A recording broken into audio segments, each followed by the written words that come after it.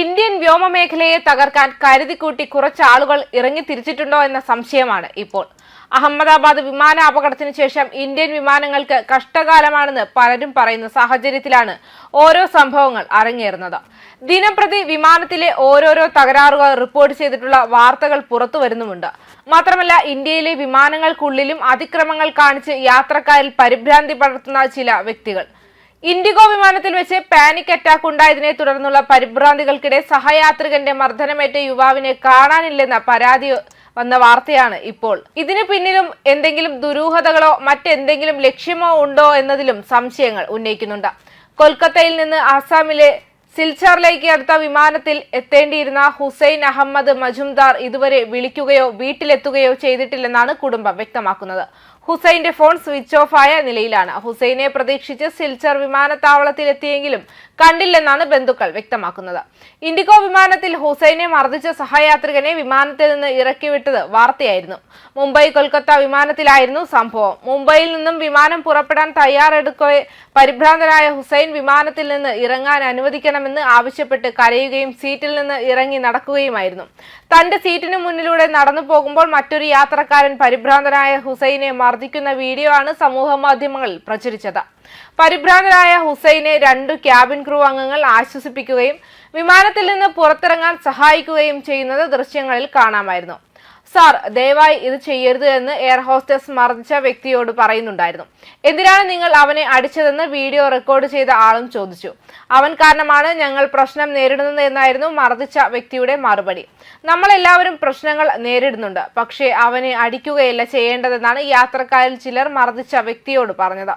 യുവാവിന് panic attack സംഭവിച്ചതാണെന്നും വെള്ളം കൊണ്ടുവരാൻ എയർ ഹോസ്റ്റസ് പറയുന്നതും ദൃശ്യങ്ങളിലുണ്ട്. യുവാവിനെ തല്ലിയ സഹയാത്രികനെ തള്ളി ഇൻഡിഗോ പ്രസ്താവന ഇറക്കിയിരുന്നു. ഇത്തരം പെരുമാറ്റം പൂർണ്ണമായും അസ്വീകാര്യമാണെന്നും തങ്ങളുടെ യാത്രക്കാരുടെയും ജീവനക്കാരുടെയും സുരക്ഷയും അന്തസ്സും അപകടപ്പെടുത്തുന്ന ഏതൊരു നടപടിയെയും ശക്തമായി അപലപിക്കുമെന്നും ഇൻഡിഗോ പ്രസ്താവനയിൽ അറിയിച്ചു. യുവാവിനെ മർദ്ദിച്ച വ്യക്തിയെ സുരക്ഷാ അധികാരികൾക്ക് കൈമാറിയെന്നും ഇൻഡിഗോ അറിയിച്ചിട്ടുണ്ട്. പ്രോട്ടോകോൾ അനുസരിച്ച് ഉത്തരവാദിത്തപ്പെട്ട ഏജൻസികളെയെല്ലാം വിവരം അറിയിച്ചിട്ടുണ്ടെന്നും അധികൃതർ വ്യക്തമാക്കി. അസമിലെ കച്ചാർ ജില്ലക്കാരനാണ് ഹുസൈൻ അഹമ്മദ് മജുംദാർ. ഇയാൾ മുംബൈയിലെ ഒരു ഹോട്ടലിലാണ് ജോലി ചെയ്യുന്നത്. ഹഫീജുൽ റഹ്മാൻ എന്നയാളാണ് ഹുസൈനെ മർദ്ദിച്ചത്. വിമാനം കൊൽക്കത്തയിൽ ഇറങ്ങിയതിനു പിന്നാലെ ഹഫീജുലിനെ പോലീസ് കൈമാറിയിരുന്നു. വിമാനത്തിനുള്ളിലെ വീഡിയോ വലിയ തോതിൽ പ്രചരിച്ചതിനു പിന്നാലെയാണ് അതിൽ ഉൾപ്പെട്ടയാൾ ഹുസൈനാണെന്ന് കുടുംബം തിരിച്ചറിയുന്നത്. ഉദർബോന്ദ് പോലീസ് സ്റ്റേഷനിൽ ബന്ധുക്കൾ പരാതി നൽകിയിട്ടുണ്ട്. ഈ സംഭവത്തിൽ ഇൻഡിഗോയുടെ പ്രതികരണം ഇങ്ങനെയാണ്: ഞങ്ങളുടെ വിമാനങ്ങളിൽ ഒന്നിൽ വെച്ച് ശാരീരികമായ ഒരു സംഘർഷമുണ്ടാകാൻ ഞങ്ങൾക്കറിയാം. അത്തരം അനിയന്ത്രിതമായ പെരുമാറ്റം പൂർണ്ണമായും അസ്വീകാര്യമാണ്.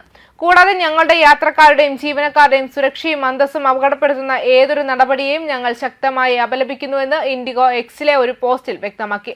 സ്ഥാപിതമായ സ്റ്റാൻഡേർഡ് ഓപ്പറേറ്റിംഗ് നടപടിക്രമങ്ങൾക്കനുസൃതമായാണ് ഞങ്ങളുടെ ജീവനക്കാർ പ്രവർത്തിച്ചത്. ഉൾപ്പെട്ട വ്യക്തിയെ അനുസരണക്കേട് കാണിച്ചതായി തിരിച്ചറിഞ്ഞ് സുരക്ഷാ അധികാരികൾക്ക് കൈമാറി. പ്രോട്ടോകോൾ അനുസരിച്ച് എല്ലാ ഉചിതമായ നിയന്ത്രണ ഏജൻസികളെയും കൃത്യമായി അറിയിച്ചിട്ടുണ്ട്.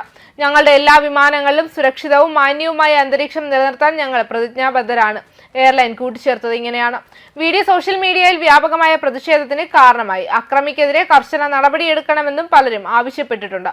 സമൂഹം തളരുകയല്ല, പതിറ്റാണ്ടുകളായി തുടർന്ന വിദ്വേഷ രാഷ്ട്രീയം ഒടുവിൽ അത്യന്തം രൂക്ഷമാകുന്ന ഘട്ടത്തിലെത്തുകയാണെന്ന് എക്സിലെ ഒരു ഉപയോക്താവ് എഴുതി.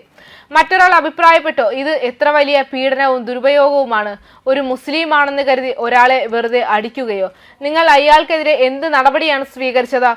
അയാളെ ജയിലിൽ അടയ്ക്കുകയും യാത്ര വിലക്കുകയും വേണം. മൂന്നാമൻ കൂട്ടിച്ചേർത്തു, ആ വ്യക്തിക്ക് ആരെയെങ്കിലും തല്ലാൻ എന്ത് അവകാശമാണുള്ളത്? ദയനീയം. ആക്രമണത്തിന് പിന്നിലെ കാരണം ഇതുവരെ അജ്ഞാതമായി തുടരുന്നു. അന്വേഷണവും തുടരുകയാണ്. ന്യൂസ് ഡെസ്ക് കർമ്മ ന്യൂസ്.